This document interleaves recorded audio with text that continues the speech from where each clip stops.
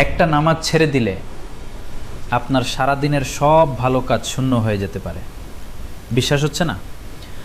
রাসূলুল্লাহ সাল্লাল্লাহু আলাইহি ওয়াসাল্লাম বলেছেন, যে ব্যক্তি আসরের নামাজ ছেড়ে দেয় তার সকল আমল নষ্ট হয়ে যায়। সহিহ বুখারী হাদিস নম্বর 553।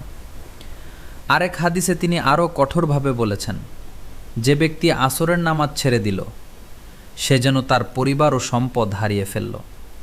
একবার ভাবুন, একটা নামাজ ছেড়ে দেওয়াকে রাসূলুল্লাহ সাল্লাল্লাহু আলাইহি ওয়াসাল্লাম পরিবার আর সম্পদ হারানোর সাথে তুলনা করেছেন। তাহলে প্রশ্ন হলো, কিভাবে বাঁচবেন এই ক্ষতি থেকে? রাসূলুল্লাহ সাল্লাল্লাহু আলাইহি ওয়াসাল্লাম নিজে আসরের ফরজের আগে 4 রাকাত সুন্নত নিয়মিত পড়তেন এবং দোয়া করেছিলেন, আল্লাহ রহেম করুন তাদের ওপর যারা আসরের আগে 4 রাকাত সুন্নত পড়ে। তাই আজই সিদ্ধান্ত